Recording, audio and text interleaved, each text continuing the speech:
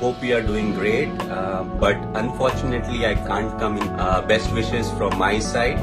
দর্শক, যুক্তরাষ্ট্রের বিপক্ষে মুস্তাফিজুর রহমান 3 উইকেট পাওয়ায় মহা খুশিতে লাইভে এসে মুস্তাফিজুর রহমানকে নিয়ে যা বললেন মহেন্দ্র সিং ধোনি। বিস্তারিত জানুন পুরো প্রতিবেদনে। দর্শক, গতকাল মুখোমুখি হয় যুক্তরাষ্ট্র বনাম বাংলাদেশ। আর এই ম্যাচে টাইগার বোলারগণ যখন বেদম পিটুনি খাচ্ছিল, ঠিক তখন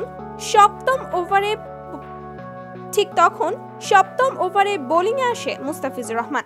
আর বোলিংয়ে এসেই বল হাতে প্রথম ওভারে 3টি রানের খরচে যুক্তরাষ্ট্রের মহামূল্যবান গুরুত্বপূর্ণ জোড়া 2টি উইকেট শিকার করেন এবং এদিন যুক্তরাষ্ট্রের বিপক্ষে সর্বোচ্চ সেরা বোলিংটাই করেছে মুস্তাফিজুর রহমান।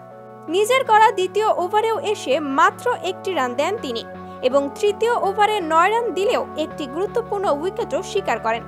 আর তাই তো দর্শক, যুক্তরাষ্ট্রের বিপক্ষে মুস্তাফিজুর রহমানের অগ্নিঝরা বোলিং তাণ্ডব দেখে মহা খুশিতে লাইভে এসে ধোনি বলেন, ফিজ আমাদের দলে খেলে, আমি জানি ফিজ কতটা ভয়ানক।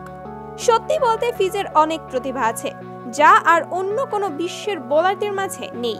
কিন্তু কষ্টের বিষয়, ফিজকে বাংলাদেশ ক্রিকেট বোর্ড এবং ক্যাপ্টেন সঠিকভাবে ব্যবহার করতে পারে না।